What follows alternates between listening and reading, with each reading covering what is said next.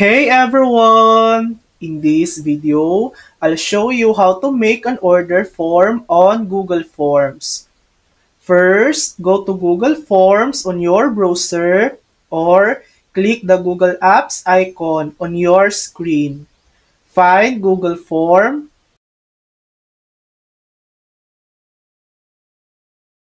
and click the blank form. And now, let's start filling in the form. Start by adding the title and the description. Now, let's add our questions.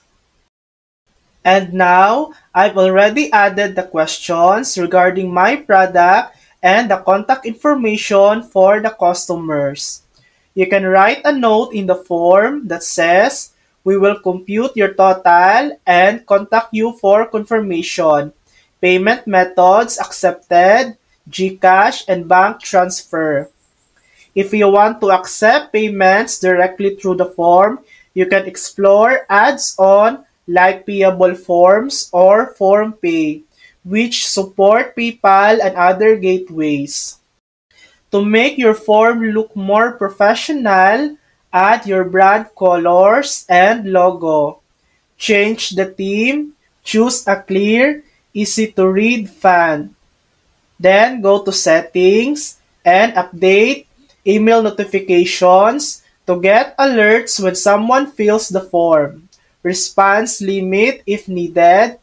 Confirmation message like, "Thank you for your order. We'll contact you within 24 hours to confirm and arrange delivery." Make sure to test your form by submitting a sample order before going live. Once you're done, click the Publish button. You can copy the link and send it via text or messenger. Share it on Facebook or social media.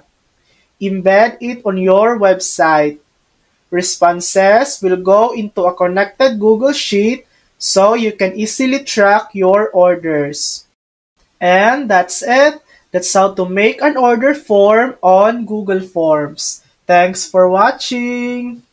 If this video helped you, please like and subscribe for more helpful tutorials.